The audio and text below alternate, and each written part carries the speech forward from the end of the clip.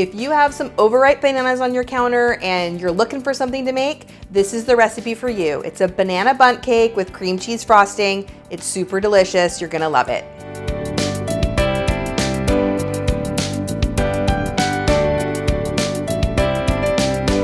Hey everyone, it's Dorothy with crazyforcrust.com and welcome back to my kitchen.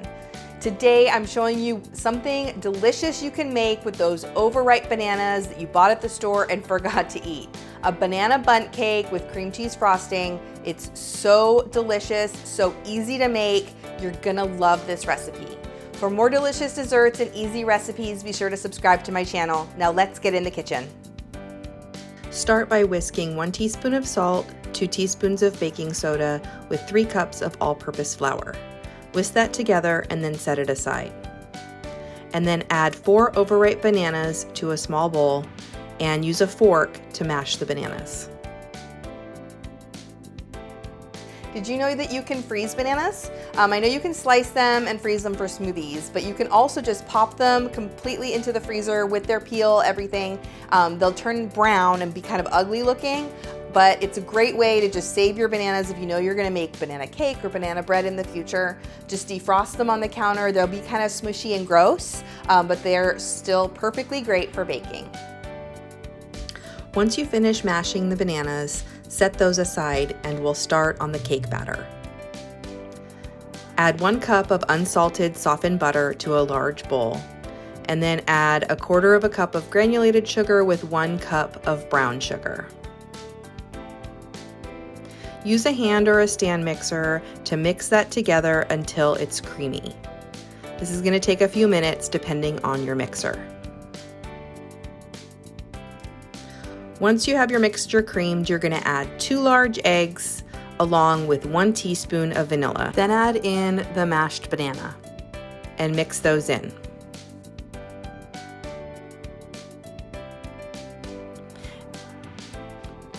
Then add 1 cup of sour cream and the flour mixture that we did earlier and mix that until it's nice and smooth.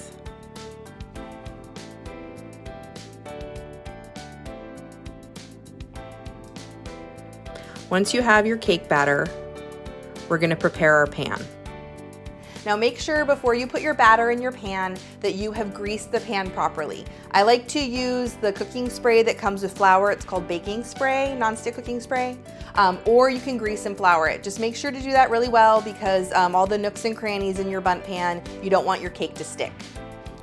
Now, because this cake has baking soda in it, you want to make sure that you pop it in the oven as soon as you finish mixing it and putting it into the pan. Don't let it sit. Make sure you have your oven preheated before you begin. Baking soda, when it starts that chemical reaction, it happens right away. Like think about that volcano you made when you were in elementary school. As soon as you added that vinegar to the baking soda, it started to react, right? Same thing happens when you're making cake that has baking soda in it. So make sure that once it goes in the pan, it goes right in the oven.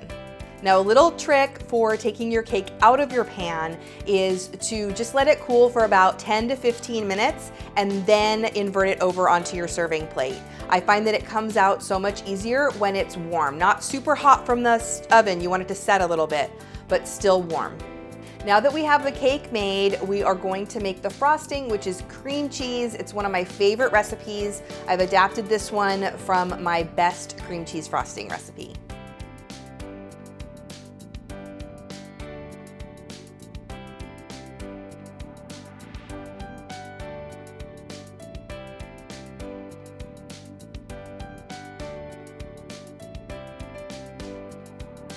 And that's it. How easy is that cake?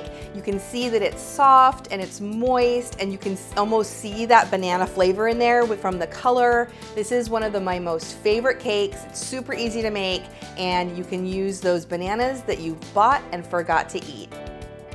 Be sure to leave a comment and let me know what you like to make with overripe bananas. Keep watching for more cake recipes.